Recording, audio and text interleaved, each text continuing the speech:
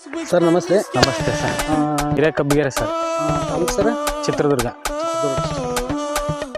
ಈ ರೀತಿಯಾಗಿ ಹೂ ಪ್ರತಿಯೂ 4 ಲೀವ್ಸ್ ಸ್ಟ್ರಕ್ಚರ್ಗೆ ಬರ್ಲಾಕ ಏನು ಮೂಲ ಕಾರಣ ಅಂತೀರಿ ಸರ್? ನೀವು ಕೊಟ್ಟಂಥ ಸುಕೃತ ಗೋಲ್ಡಿಂದ ಪ್ರತಿ ಲೀವ್ಸ್ಗೂ ಬಂದೈತೆ ಸರ್, ಹೂ ಬಂದೈತೆ, ಭಾಳ ಚೆನ್ನಾಗೈತೆ. ನೀವು ಯಾವಾಗ ಸ್ಪ್ರೇ ತೊಗೊಂಡ್ರಿ ಸರ್?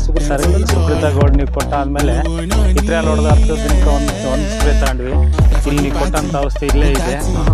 1, 2, 3, 4 ಅಂತ ಇದೆ. ಒಂದನೇದು ಇದ್ರಲ್ಲಿ ಹೊಡೆದ 10 ದಿನಕ್ಕೆ ತಗೊಂಡ್ವಿ. ಇನ್ನೊಂದು 15 ದಿನಕ್ಕೆ ತಗೊಂಡ್ವಿ. ಇನ್ನು 3ನೇದು 20 ದಿನಕ್ಕೆ ತಗೊಂಡ್ವಿ. 4ನೇದು ತಿಂಗಳು ತಗೊಂಡ್ವಿ.